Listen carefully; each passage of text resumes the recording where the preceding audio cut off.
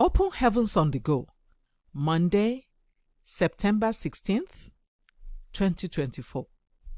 Topic: Don't try to outrun God. Memory verse: Proverbs 28:20. A faithful man shall abound with blessings, but he that maketh haste to be rich shall not be innocent. Bible reading: Ecclesiastes 3:1-11. To everything there is a season, and a time to every purpose under the heaven. A time to be born, and a time to die. A time to plant, and a time to pluck up that which is planted. A time to kill, and a time to heal. A time to break down, and a time to build up. A time to weep, and a time to laugh. A time to mourn, and a time to dance. A time to cast away stones, and a time to gather stones together. A time to embrace, and a time to refrain from embracing. A time to get, and a time to lose. A time to keep, and a time to cast away. A time to rend, and a time to sow. A time to keep silence, and a time to speak. A time to love, and a time to hate. A time of war, and a time of peace. What profit hath he that worketh in that wherein he laboureth?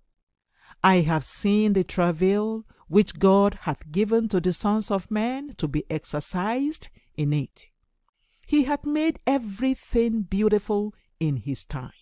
Also, he hath set the world in their heart, so that no man can find out the work that God maketh from the beginning to the end. The message: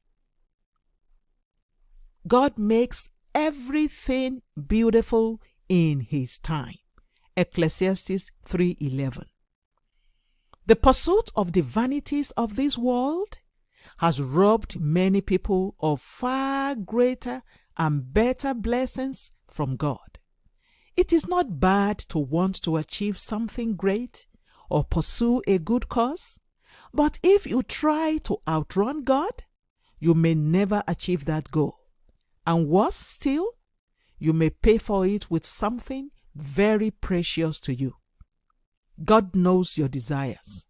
In fact, it is likely that He is the one who put them there. He knows the best times and the best ways for those desires to be accomplished. So, don't try to act smarter than the one who made your brain. Years ago, I was duped by a man who promised to make me a commandant of a paramilitary group. This man had been sending messages to me through my secretary for a while, and so one day I gave him audience. He explained to me how a Boy Scout-like group had evolved into this new agency, and that he was sourcing for who would lead the group spiritually. Normally, I ask God before getting involved in anything at all, but this time, my love for the military in my younger days beclouded my best instinct, and I agreed to be their head. He told me that they needed some funding, which I gave as the prospective head. However, I later found out that the man was a fake. My desire to be part of a paramilitary group made me run ahead of God, but God had already proposed for Redemption City to have its own corps of chaplains as well as the local police post. He knew the desire of my heart, and he had planned for it to be fulfilled in his own time. I thought that I could bring my desire to fulfillment at my own time, but I was wrong.